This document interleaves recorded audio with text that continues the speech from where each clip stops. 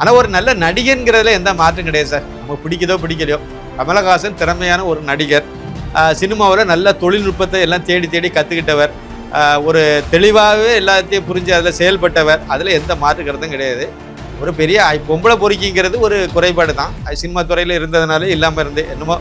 ஆனால் நம்மளை பொறுத்த வரைக்கும் அஜித்து தான் தலைன்னு இங்கே சொல்கிறது. இந்த மாதிரி தான் ஒரு பட்டம் அது வரணும். இன்னொன்று தானாகத்தான் ரசிகர்களாக கொடுக்கணும். இந்த கருணாநிதி மாதிரி வாங்கக்கூடாது.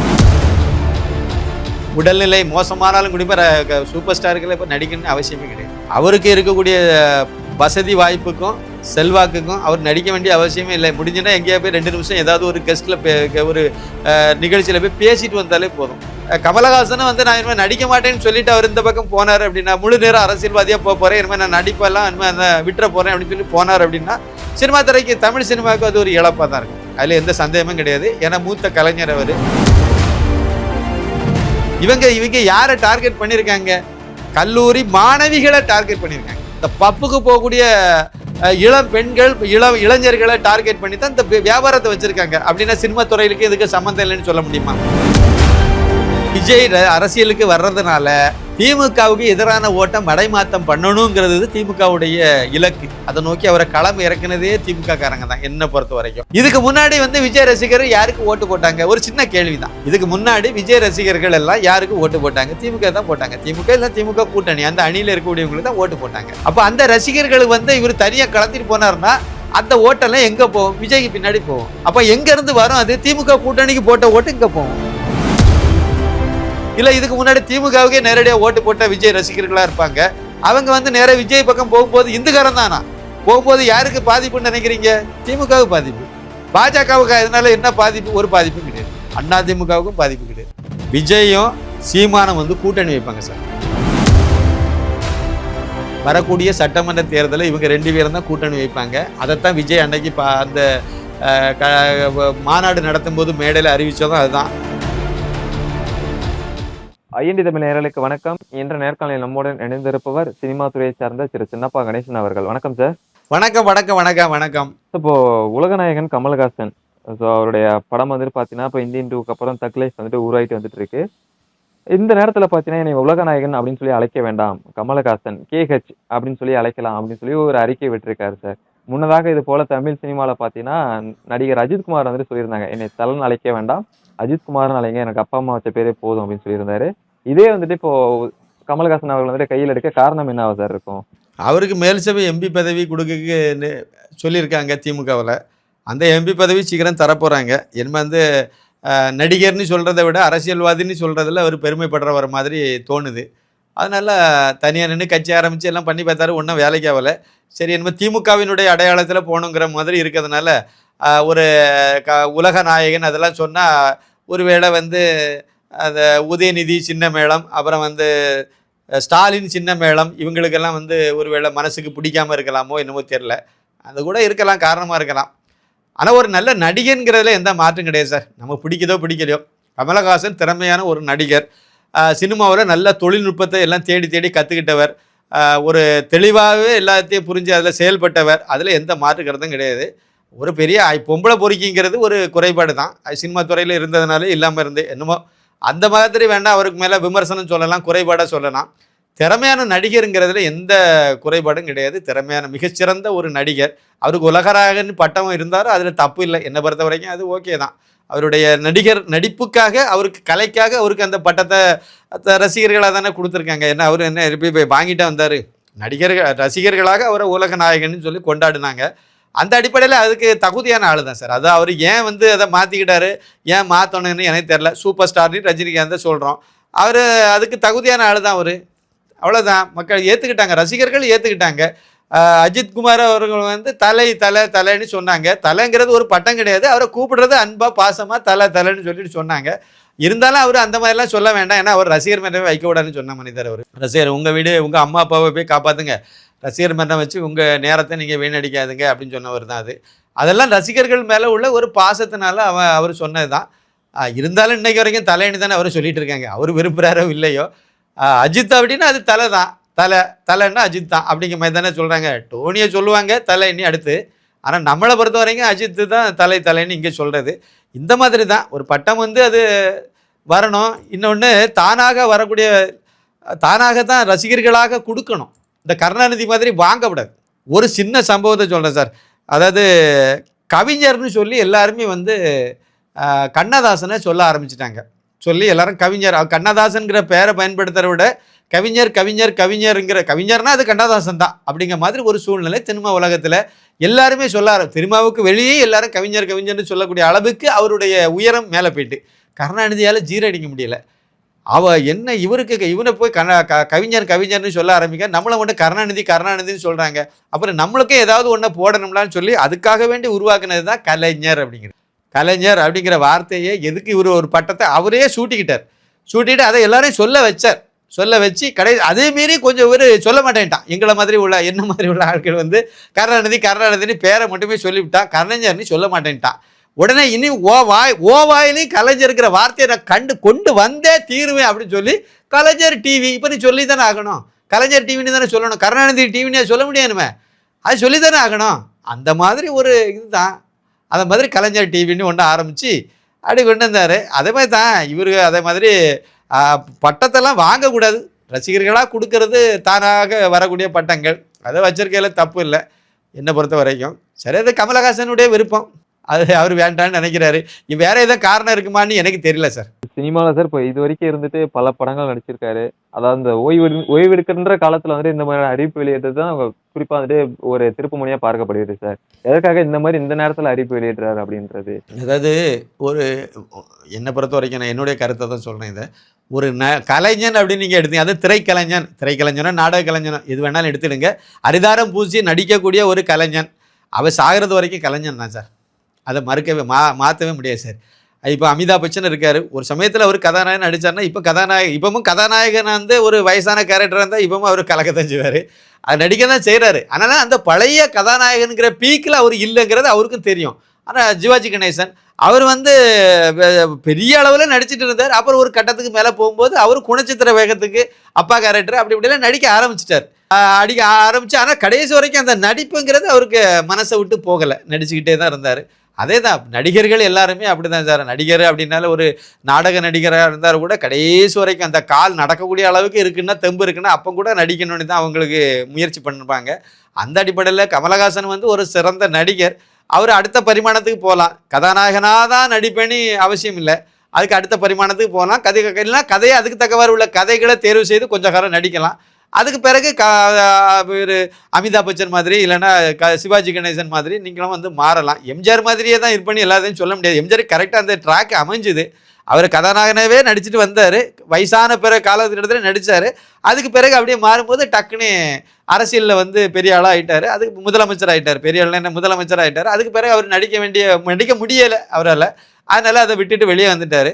அதே சமயத்தில் ரஜினிகாந்த் அவர்களை சூப்பர் ஸ்டாரை எடுத்து பார்த்தீங்க அப்படின்னா அவர் இன்னமும் நடிச்சுக்கிட்டே தானே இருக்கார். இப்போ வரைக்கும் அவர் நடிச்சுட்டு தான் இருக்கார், போயிட்டு தான் இருக்குது. அதனால் அது வந்து ஒரு கலைஞனுக்கு மனசில் வந்து அது சாகிறது வரைக்கும் அந்த எண்ணம் இருக்க தான் செய்யும். அவங்க நடிக்க தான் செய்வாங்க. நடித்தா தான் அவங்களுக்கு திருப்தியான ஒரு இதாகவே இருக்கும்.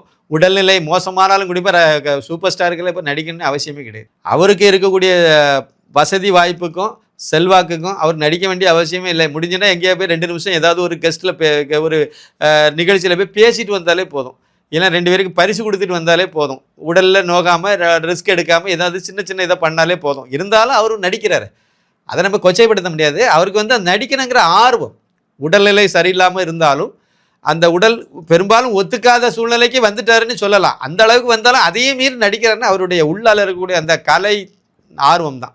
அந்த ஆர்வத்தில் அவர் பண்ணுறாரு. கமலஹாசன் அதே மாதிரியான காலகட்டத்தில் உள்ள நடிகர் தான், மிகச்சிறந்த நடிகர் தான். அவர் நடிக்காமல் இருப்பார்னு நான் நம்பலை சார். அவர் என்ன நடிப்பார் சார்? அவர் எம்பி ஆனாலும் அது பிறகு நடிப்பார்.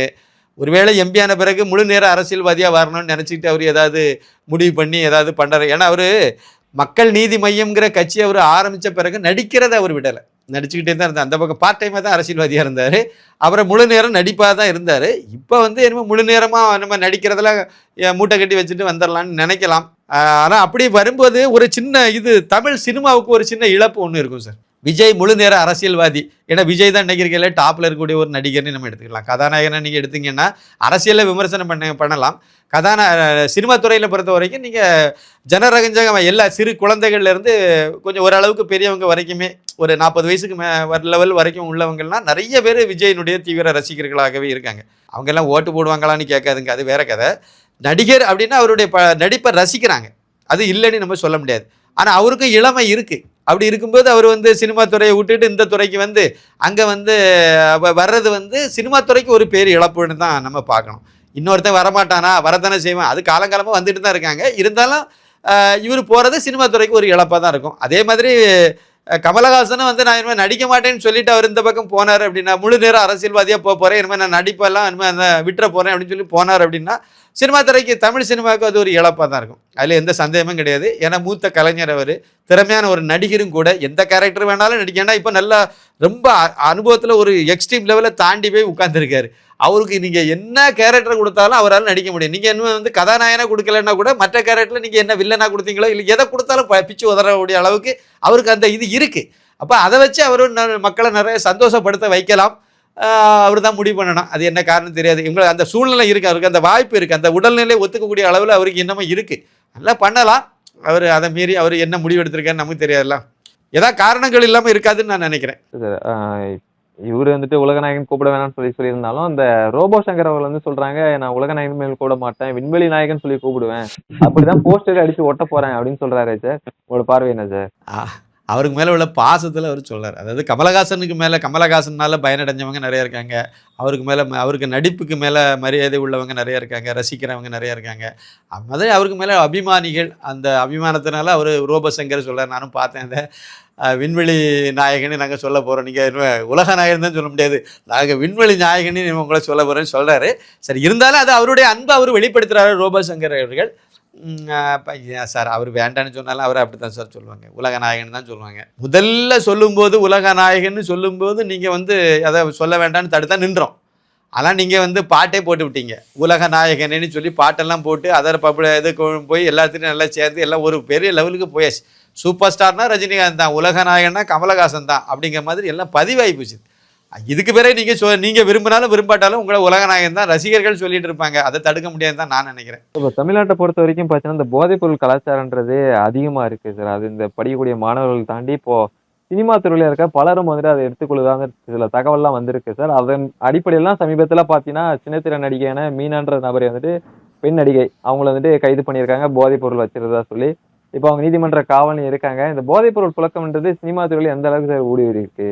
அதாவது சுசித்ரா, பாடகி சுசித்ரா வந்து சமீபத்தில் ஒரு 2 மாதத்துக்கு உள்ளால கொடுத்த ஒரு வீடியோவில் வந்து தெளிவாக சொல்லியிருந்தாங்க, கமலஹாசன் வீட்டில் நடந்த ஒரு நிகழ்ச்சியில் போதைப்பொருள் சப்ளை கொடுக்கப்பட்டது, வெள்ளி தட்டில் வச்சு கொடுத்தாங்க, இப்படிலாம் அவங்க சொல்லியிருந்தாங்க. கமலஹாசன் இது வரைக்கும் மறுக்கவே இல்லை. அங்கே மட்டும் இல்லை, திரைத்துறை சார்ந்த பெரும்பாலான பிரபலங்கள் நடத்தக்கூடிய நிகழ்ச்சியிலெல்லாம் போதைப்பொருள் வந்து சர்வசாதாரணமாக புழங்கப்படுது அப்படிங்கிறது உண்மை. அது எல்லாத்துக்கும் அது கொண்டு அது ஒரு கலாச்சாரமாக ஆக்கிவிட்டாங்க. கிராம லெவல் வரைக்கும் கஞ்சா எல்லாம் போய் சேர்ந்துட்டு திமுக ஆட்சிக்கு வந்தாலே அதானே நடக்கும். நீங்கள் இப்போ மீனானி ஒரு சின்னத்திரை நடிகையை சொன்னீங்க, அதுக்கு 2 நாளைக்கு முன்னாடி இன்னொரு, அதாவது போதைப்பொருள் கடத்தல் கும்பலின் தலைவி மௌசியா அப்படிங்கிற ஒரு முஸ்லீம் பெண், 25 வயசு பெண்ணை வந்து போதைப்பொருள் வழக்கில் கைது பண்ணாங்க. அது எங்கே வச்சு கைது பண்ணாங்க? பாரிஸில் ஹைகோர்ட்டுக்கு பக்கத்தில் வச்சே கைது பண்ணாங்க. அவர் கூட இன்னும் 4 பேர் மாட்டினாங்க, இன்னொரு 3 பேர், இவங்களை சேர்த்து 4 பேர், 2 பேர் தப்பி ஓடி போயிட்டாங்க. இவங்க அப்பா யாருன்னு பார்த்தீங்கன்னா அது ஒரு போதைப்பொருள் கடத்தல் கும்பல் தலைவன் தான். அவன் இப்போ ஜெயிலில் கிடக்கிறார். இந்த அம்மா 3 வருஷமாக அந்த வேலையை பார்த்துட்டு இருக்குதான். அப்போ தமிழக காவல்துறைக்கு தெரியுமா தெரியாதா? இவங்க யாரை டார்கெட் பண்ணியிருக்காங்க? கல்லூரி மாணவிகளை டார்கெட் பண்ணியிருக்காங்க. இந்த பப்புக்கு போகக்கூடிய இளம் பெண்கள், இளைஞர்களை டார்கெட் பண்ணி தான் இந்த வியாபாரத்தை வச்சுருக்காங்க. அப்படின்னா சினிமா துறையிலுக்கு இதுக்கு சம்மந்தம் இல்லைன்னு சொல்ல முடியுமா?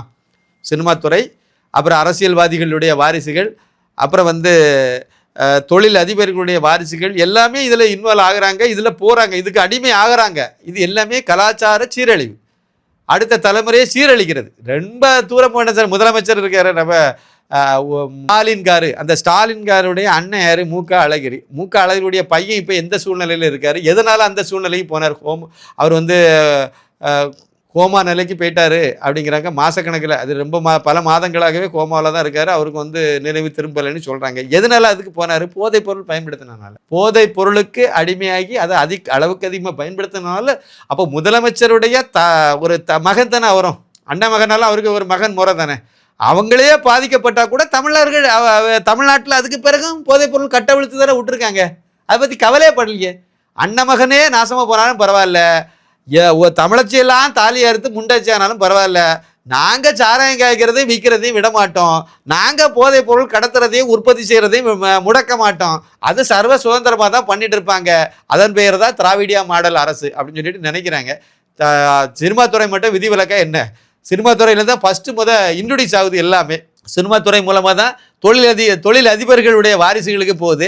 அதுக்கு பிறகு அதுக்கு கீழ்மட்டத்துக்கு போகுது. இப்போ கடைக்கோடி வரைக்கும் போயிட்டு சினிமா துறையில் இருக்கிறதுல நம்ம ஆச்சரியப்படுறதுல அர்த்தமே இல்லைங்கிறது தான் என்னுடைய கருத்து. இப்போ விஜய் அவர்களுக்கு பார்த்தீங்கன்னா கட்சியில் தொடங்குறதுக்கு அப்புறமா நடிகர்கள் வந்து கொஞ்சம் பெரியவரான ஆதரவு இருந்தாலும் இந்த போஸ் வெங்கட்ன்றவர் பார்த்தீங்கன்னா உங்க கூடமா வந்துட்டு அரசியல் பயணத்தை ஓட்டணும் அப்படின்னு சொல்லிட்டு ஒரு ட்வீட் ஒன்று போட்டிருந்தாரு. அமீர் அவர்கள் பார்த்தீங்கன்னா அதுக்கு பதிலடி கொடுக்கும் விதமாக நீங்கள் கண்ணியமான வார்த்தைலாம் பயன்படுத்தக்கூடாது அப்படின்னு சொல்றாங்க. விஜய் அவர்கள் அரசியல் வரத பெருவாரியான மக்கள் ஆதரிச்சாலும் சினிமாவில் இருக்கவங்க ஒரு சில பார்த்தீங்கன்னா ஒரு கருத்து வேறுபாடு வந்துட்டு காரணம் காட்டுறாங்களே, என்ன காரணம் சார் அது? திமுக கொத்தடிமைகள் அவங்க கடமையே செய்கிறாங்க, அவ்வளோதான். அதாவது என்ன அப்படின்னா, விஜய் அரசியலுக்கு வர்றதுனால திமுகவுக்கு எதிரான ஓட்டம் மடைமாற்றம் பண்ணணுங்கிறது திமுகவுடைய இலக்கு. அதை நோக்கி அவரை களம் இறக்குனதே திமுக காரங்க தான் என்னை பொறுத்த வரைக்கும். திமுக குடும்பம், அவரே ஒரு திமுக கொத்தடிமையாக இருந்தவர் தான் நடிகர் விஜய். அவரை கொண்டு போய் களம் இறக்குறாங்கன்னா ஒன்று திமுக, இன்னொன்று மிஷினரி கும்பல்கள். இவங்கெல்லாம் சரியான திட்டமிடலாம் பண்ணி எடுத்து தான் திமுக எதிர்கட்சியாக இருந்தபோது விஜயை திமுகவுக்கு ஆதரவாக பிரச்சாரம் பண்ண வச்சாங்க. கருப்பு சிவப்பு பெயிண்டில் வந்து சைக்கிளுக்கு சின்னத்துக்கு, அதாவது சைக்கிளில் வந்து திமுகவுக்கு ஓட்டு போடுறதுக்கு வச்சார். இதெல்லாம் 2021 சட்டமன்ற தேர்தலில். கடந்த தேர்தலில் 2024 பாராளுமன்ற தேர்தல் வரும்போது திமுக ஆளுங்கட்சியாக 2.5 வருஷத்தை தாண்டிட்டு, அப்போ அந்த சூழ்நிலையில் திமுகவுக்கு நீங்கள் ஆதரவாக பிரச்சாரம் பண்ணால் கேட்க மாட்டான். அப்போ திமுகவுக்கு எதிரான ஓட்டை பிரிக்கிற வேலையை செய்தார். சீமானுடைய மைக்கு சின்னத்தை தூக்கி வச்சு சீமானுக்கு ஓட்டு போட வச்சார். அது மூலமாக சீமானுக்கு 8.1% ஓட்டு கிடைச்சது. அவருக்கு அங்கீகாரம் கிடைச்சது. சீமான் நாம் தமிழர் கட்சிக்கு ஒரு அங்கீகாரம் கிடைச்சது காரணம் விஜயனுடைய ரசிகர்கள் போட்ட பிச்சை. அது மூலமாக அவங்களுக்கு அந்த அங்கீகாரம் கிடைச்சது. இதை தான் பண்ணார். இப்போ இனிமே வந்து வரக்கூடிய சட்டமன்ற தேர்தல் அடுத்து வரக்கூடியது. இதில் இந்த மாதிரி சீமானுக்கு ஆதரவு அப்படி இப்படிலாம் சொன்னால் பெருசாக எடுபடாது. அப்போ நேரடியாகவே களத்தில் வந்து திமுகவுக்கு எதிராக போகக்கூடிய ஓட்டை செதைச்சி பிரித்து விட்டுறணும். அதில் இவர் கொஞ்சம் ஓட்டை ஒரு 8% 7% எடுத்துகிட்டு போனார் அப்படின்னா அது ஒரு பெரிய எண்ணிக்கையிலான ஓட்டு பிரிஞ்சு போயிடும். இல்லைன்னா அந்த ஓட்டு எல்லாமே வந்து இந்த ஆட்சிக்கு மேலே உள்ள அதிருப்தினால நேரு எதிரில் இருக்கக்கூடிய அண்ணாமலைக்கு போயிடும். அதை பிரிக்கணுங்கிற நோக்கத்தில் இவரை களம் இறக்கி விட்டாங்க. ஆனால் யதார்த்தமான சூழ்நிலை என்ன ஆகி போச்சுது அப்படின்னா, இதுக்கு முன்னாடி வந்து விஜய் ரசிகர் யாருக்கு ஓட்டு போட்டாங்க? ஒரு சின்ன கேள்விதான். இதுக்கு முன்னாடி விஜய் ரசிகர்கள் எல்லாம் யாருக்கு ஓட்டு போட்டாங்க? திமுக தான் போட்டாங்க. திமுக இல்லை திமுக கூட்டணி, அந்த அணியில் இருக்கக்கூடியவங்களுக்கு தான் ஓட்டு போட்டாங்க. அப்போ அந்த ரசிகர்களுக்கு வந்து இவர் தனியாக களத்திட்டு போனார்னா அந்த ஓட்டெல்லாம் எங்கே போகும்? விஜய்க்கு பின்னாடி போகும். அப்போ எங்கேருந்து வரும்? அது திமுக கூட்டணிக்கு போட்ட ஓட்டு இங்கே போகும். அதாவது இவங்க ஏதோ ஒன்று பண்ண அது அவங்களுக்கே ஒரு நெகட்டிவான ஒரு இதை உருவாக்குதுங்கிறது இந்த சினிமா துறையை சார்ந்த இந்த போஸ் வெங்கட்டோ இந்த மற்ற கும்பலுக்கு புரிய ஆரம்பிச்சிட்டு, அதனால அவங்க வந்து விஜய்க்கு மேலே இவருக்கு திமுகவினுடைய வெற்றி வாய்ப்பு, திமுகவுக்கு வெற்றி வாய்ப்பை அதிகப்படுத்தணுங்கிறதுனால கட்சி ஆரம்பிக்க வச்சாங்க. கடைசியில் பார்த்தா திமுகவுக்கே கொள்ளி வைக்கிற மாதிரி விஜய் கட்சி ஆரம்பித்தது அமைய போகுது. அதனால அவங்க கொக்கரிக்கிறாங்க. அவங்க உண்மையிலே பெரிய பிளான். ஒரு கிறிஸ்தவம் வந்து விஜய்க்கு ஓட்டு போட மாட்டாங்க அப்படிங்கிறது எல்லாருக்கும் தெரியும். ஏன்னா சர்ச்சில் கடைசி நேரத்தில் என்ன சொல்கிறாங்களோ அதை கேட்டு திமுக கூட்டணிக்கு தான் கிறிஸ்தவங்க ஓட்டு போடுவாங்க, திமுக கூட்டணிக்கு தான் முஸ்லீம்கள் ஜமாத்தில் சொல்கிறத கேட்டுட்டு ஓட்டு போடுவாங்கிறது எல்லாத்துக்கும் தெரியும். விஜய்க்குன்னு போகிறது ரொம்ப சொற்ப ஓட்டு வேணா கிறிஸ்டின் முஸ்லீம் ஓட்டு போடலாம். ரொம்ப கம்மியான எண்ணிக்கையில் 2% 3% அளவுக்கு கூட மொத்த முஸ்லீம் ஓட்டில் 2% 3% விஜய்க்கு போகுமான்னு சொல்ல முடியாது. அவ்வளவுக்கு கம்மியாக தான் போகும். அப்போ மொத்தத்தில் 15% ஓட்டு, 100க்கு 15 பேர் கிறிஸ்டின் முஸ்லீம் இருக்காங்கங்கிற தமிழ்நாட்டில் ஒரு கணக்கு எடுத்தீங்கன்னா 100க்கு 15 பேர் இருக்காங்கன்னா அதில் 1% அவருக்கு போகணும்னு சொல்ல முடியாது. ஏன்னா 100 கிறிஸ்தவனுக்கு ஒரு ஓட்டு வேணா போகும். மொத்த 15% ஓட்டில் மொத்தம் இந்துக்கள் ஓட்டு 85%, இவங்க ஓட்டு 15. அப்படி இப்போ நீங்கள் கணக்கு எடுக்கிற அந்த 100ல் 1% கிறிஸ்தவ ஓட்டு போகுமானே போகாது. மொத்த கிறிஸ்தவ ஓட்டில் 1% போகலாம். கிறிஸ்தவ ஓட்டு 100 ஓட்டு இருக்குன்னா அதில் 1 ஓட்டோ 2 ஓட்டோ போகலாம். முஸ்லீம் ஓட்டு 100 ஓட்டு இருக்குன்னா 1 ஓட்டோ 2 ஓட்டோ போகலாம். அதை விட அதிகமாகவே அண்ணாமலைக்கே முஸ்லீம் கிறிஸ்டின் ஓட்டு விழும். இதுதான் யதார்த்தமான நிலவரம். அப்போ யாருடைய ஓட்டை இவர் பிரிக்கிறாரு? இந்துக்கள் ஓட்டை பிரிக்கிறார். இந்துக்கள் ஓட்டை மட்டும்தான் பிரிக்க முடியும். அது ஒன்று யாருக்கு ஓட்டாக இருக்கணும்? திருமாவளவனுடைய தம்பிகள். ஆனால் இந்துக்காரனாக இருப்பான். அவனுக்கு தான் எந்த கட்டுப்பாடும் கிடையாதுல்ல, இருப்பான். இவ்வளோ நாளாக வந்து திருமாவளவன் சுற்றி இருப்பார். இப்போ வந்து நேராக விஜய் போய் ஓட்டு போட்டு நிற்க போகிறாரு. ஓட்டு போடும்போது யாருக்கு பாதிப்பு? திமுக கூட்டணிக்கு பாதிப்பு. இல்லை இதுக்கு முன்னாடி திமுகவுக்கே நேரடியாக ஓட்டு போட்ட விஜய் ரசிகர்களாக இருப்பாங்க. அவங்க வந்து நேராக விஜய் பக்கம் போகும்போது இந்துக்காரன் தானா போகும்போது யாருக்கு பாதிப்புன்னு நினைக்கிறீங்க? திமுகவுக்கு பாதிப்பு. பாஜகவுக்கு அதனால என்ன பாதிப்பு? ஒரு பாதிப்பும் கிடையாது. அதிமுகவுக்கும் பாதிப்பு கிடையாது. ஏன்னா அதிமுக வந்து செல்வி ஜெயலலிதா அவர்கள் முதலமைச்சராக இருந்தபோதே தலைவா படத்தை வந்து ரிலீஸ் பண்ணும்போது அங்கே பிரச்சனை பெருசாக முட்டிக்கிச்சு. அப்போவே விஜய் ரசிகர்கள் எல்லாம் அதிமுகவுக்கு எதிராக மாறிட்டாங்க. அதிலிருந்து அவங்க வந்து விஜய் ரசிகர்கள் எல்லாம் பெரும்பாலும் அதிமுகவுக்கு ஓட்டு போடுறதுக்கு வாய்ப்பு இல்லை. ஏதோ ரொம்ப சொற்ப எண்ணிக்கையில் ஏதாவது இருக்குது, அது எப்பவும் உள்ளது தான். அந்த மாதிரி ஏதாவது அதிமுகவுக்கு போட்ட ஓட்டு வேணால் மாறலாமே ஒழிய மற்றபடி வந்து பெரும்பாலும் அதிமுகவுக்கு பெருசாக பாதிப்பு கிடையாது, பாஜகவுக்கு பெருசாக பாதிப்பு கிடையாது, ஏன் அந்த பாமகவுக்கு பெருசாக பாதிப்பு இருக்காது, தேமுதிகவுக்கு கூட பாதிப்பே இருக்காது. யாருக்கு பாதிப்புன்னு பார்த்தீங்கன்னா திமுகவுக்கும் திமுக விடுதலை சிறுத்தைகளுக்கும் பெரிய பாதிப்பு இருக்கும் அப்படிங்கிறது என்னுடைய கணிப்பு. இதனால அவங்க கதற ஆரம்பிச்சிருக்காங்கன்னு வேணால் எடுத்துடுங்க, அதான் கரெக்டாக இருக்கும். உண்மை அதான். இல்லை சார், இப்போ ஆனால் சமீபத்தில் பார்த்தீங்கன்னா நடக்கிறது எல்லாமே இந்த சீமான் கட்சியில இருந்து தான் பல இளைஞர்கள் பெருவாரியான கூட்டங்கள் வந்துட்டு, நேற்று கூட ஒரு நாகை சைடுல இருந்து பார்த்தீங்கன்னா ஒரு 100க்கும் மேற்பட்டவர் வந்து தாவக்கல் இணைஞ்சிருக்காங்க. ஆனால் இதை பற்றி சீமான் வந்து பொருட்படுத்தாமல் நான் வந்துட்டு திரும்பவும் 2026 தனிச்சு தான் கூட்டணி அமைப்பேன், எனக்கு வந்துட்டு நான் பல வருஷமா 13 வருஷமா நான் தனிச்சு தான் நின்று இருக்கேன், அப்போ யார் வந்துட்டு பெரியவர்கள் அப்படின்னு சொல்லி விஜய்க்கு திரும்ப சவால்லாம் விடுக்கிறார். இது எப்படி பார்க்குறீங்க சார்? அதாவது கழுதைக்கு வந்து வயசு ரொம்ப கூட அப்படிங்கிறனால அதை வச்சு கொண்டாட முடியாதுல்ல. அப்படி இல்லை, இவர் வந்து முன்னாடி இருக்காரு பின்னாடி. சார் விஜய்க்கு வந்து சுருக்கமாக ஒரு விஷயத்த சொல்லலாம். இது இவங்களை பொறுத்த வரைக்கும் விஜயும் சீமானம் வந்து கூட்டணி வைப்பாங்க சார்.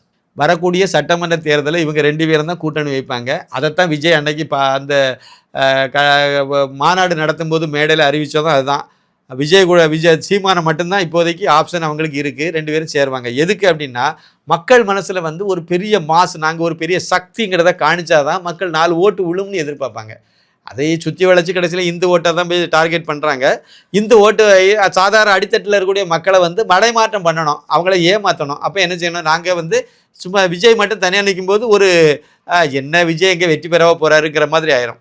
சீமான் தனியாக நிற்கும் போது வெற்றி பெறவே முடியாது இவரால் அப்படிங்கிற மாதிரி ஆயிடும். அதுக்கு தான் சீமானுக்கு ஒரு ஆதரவு கொடுத்து பாராளுமன்ற தேர்தலில் 8.1% ஓட்டை கொண்டு வந்து இப்போ விஜய்க்கு வந்து இன்றைக்கே வந்து எல்லா டிவிலையும் உட்காந்து பேசுகிறவங்க எல்லாம் என்ன சொல்கிறாங்க, அது 15% ஓட்டுக்கு மேலே விஜய்க்கு வரும், அந்த ஓட்டு வங்கி இருக்குது அப்படின்னு சொல்லி நிறைய பேரை பேச வைக்கிறாங்க. அந்த ஐயநாதன் மாதிரியான ஆட்களை பேச வைக்கிறாங்க. இப்போ நீங்கள் என்ன நீங்கள் இந்த சிம்பிள் கால்குலேஷன் வந்தீங்கனாலே விஜய்க்கு 15% ஓட்டு இருக்கா, அப்புறம் சீமானுக்கு 8.1% ஓட்டு இருக்கா, 2 சேர்த்துனா எவ்வளோ வரும்? அப்போ 15 ஒரு 8 23% மேலே அவங்களுக்கு இப்போவே ஓட்டு கையில் இருக்குங்கிற மாதிரி ஒரு மாய தோற்றத்தை உருவாக்கலாம். விஜயுடைய ரசிகர்கள்லாம் ஓட்டு போட்டுதான் சீமானுக்கு 8.1% ஓட்டு வந்துச்சு.